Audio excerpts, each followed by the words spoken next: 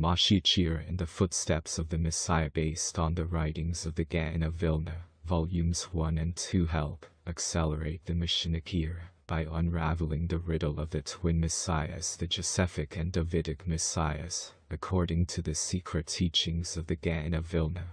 The twin messiahs only over the last few decades the formerly obscure and enigmatic Jewish tradition of the Josephic Messiah Moshiach ben Joseph has become known to the public.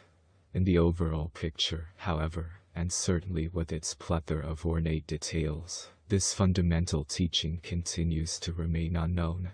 At best, Judaism's secret doctrine of the Josephic Messiah, as elaborated in the Kabbalah, is very confusing, even being subject to misuse and gross distortion.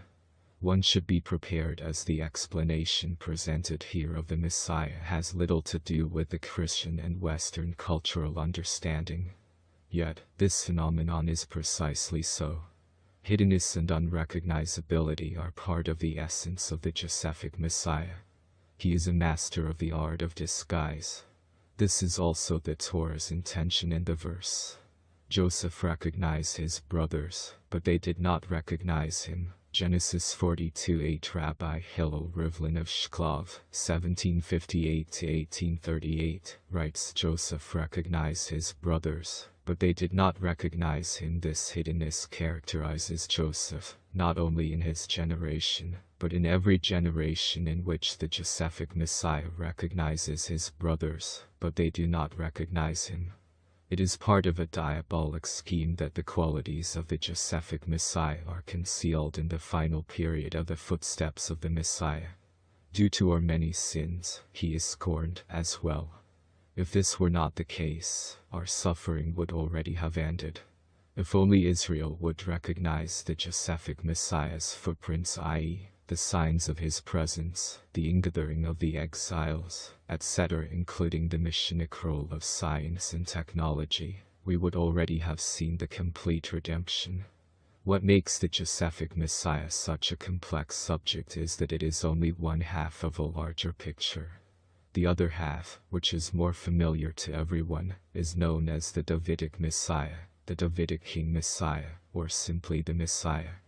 Together, they are known in the Zohar and in the Gaon of Vilna's commentaries as the Trim Shechin, the Zohar's Aramaic term for the two messiahs, the Josephic Messiah and Davidic Messiah. The Josephic Messiah between these two cosmological forces that forms the hidden landscape upon which the drama of the entirety of world history unfolds. It is for this reason that I have chosen to translate the term as the twin messiahs. It must be emphasized that in the language of the Torah masters and Kabbalah sages, the appellations of the Josephic Messiah and the Davidic Messiah refer to much more than the historical Joseph and David. These two Messianic forces were in existence, potentially and manifestly, not only before the historical Joseph, viceroy of Egypt, and David, king of Israel, but even before creation. Rather, Joseph and David are specific constellations of the forces of the twin messiahs incarnating, as it were, in historical time and space. The historical Joseph and David then reciprocally become prototypes for the twin messiahs, from whence we derive many of the subtle yet crucial details of the phenomenon of the twin messiahs. At the onset, a Torah-based definition of the concept of Messiah is called for. It will be a simplified definition, which will require qualification and much elaboration afterward. But it is essential in allowing us to approach the twin messiahs with some sense of perspective. Why two messiahs? Why any messiah at all? What is the purpose of a messiah? The messiah is an individual who is responsible for, and who, either overtly or covertly, spearheads a collective process of tikkun. Tikkun is perhaps the single most important concept in all of Judaism. The word tikkun means rectification or mending. In the Kabbalah, tikkun also refers to a process of elevation and transformation. whereas the second definition implies taking something that is already complete into a more refined state. The first definition implies that something has broken or has become torn, and the immediate goal is only to return it to its original state of completion. These are the two processes or modes of tikkun. When something has been broken, it obviously is not complete, and it cannot function to its full capacity.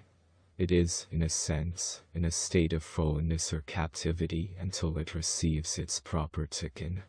Its tikkun is then its redemption from its captive state. The one who performs that act of restoration is said to be its redeemer, goal, which is another quality and name for Messiah. As we shall see, the Torah teaches that a certain type of breakage, or primordial fall, took place which affected and continues to affect the entirety of creation. Therefore, the Messiah is simply the one who is responsible for the restoration, the tikkun, and the redemption of creation. Yet, even the second definition of tikkun, as elevation and transformation, also implies a subtle form of captivity, which requires a process of redemption. Something can be complete, but still have the capacity to evolve to a higher level. As long as it has not yet attained that higher level, then it too, relatively speaking, can be said to be in a state of captivity that requires redemption. The one who accomplishes the act of transformation has released it from the bondage of its static level of completion. This type of redeemer is also a Messiah. At present, we can understand the need for the first type of Messiah, one who will restore the world to its former state. But where does the second type fit into the picture? When was the world so complete that it needed only to be elevated to higher and higher levels of completion and perfection? The answer is the Garden of Eden. When Adam Harishon, the original higher dimensional consciousness being composed of both masculine and feminine, was created, he was placed into a higher dimensional reality that was essentially perfect. His mission was to elevate and transform that which was already in a completed state. In spite of the fact that nothing had broken and nothing had been torn, all life was still undergoing a staggering spiritual evolution. The entire hierarchy of life, human, animal, plant, and mineral, was rising higher and higher. The one orchestrating this was Adam. Even in the original utopian description of the Garden of Eden, Adam was life's redeemer and the world Messiah. After the proverbial eating from the higher dimensional fruit of the tree of knowledge of duality, reality and Adam's mission radically changed. The fall of man was a cosmic shattering and an existential rip that reverberated throughout the entire fabric of creation. Adam now had a new task to perform, for through his actions, everything had collapsed into a lower world order. A new mode of tikkun was therefore required, the tikkun of rectification, restoration, and purification. This does not mean that his original task of higher transformation had been nullified. It only means that until he mends that which has been torn asunder, his original task gets delayed a while. In the end, he must and will return to complete it as well. Thus, Adam, presently wearing the form of world humanity, is now 2 steps removed from God's true intent. First, we, as humanity, have to fix up what has been shattered, and then we have to take up where Adam left off, and finish his original work of elevation and transformation. Where there was originally intended to be one singular mode of tikkun, now there are 2 modes. Where there was originally intended to be one Redeemer for all of creation, now there are 2, one for each mode of tikkun. These 2 modes of tikkun are referred to in Torah literature as the Trine Shechen, the twin messiahs. Adam had, in effect, split his own self into 2 personae. Adam is the twin messiahs. The creation of a dual world order, now dependent upon a 2-stage tikkun, is the actual origin of all duality, good-bad, male-female, heaven-earth, sun-moon, this world, next world, etc. That is the bedrock of our present reality. These sharp distinctions did not exist in the higher world of transformation, which functioned according to a law of singularity known as the tree of life.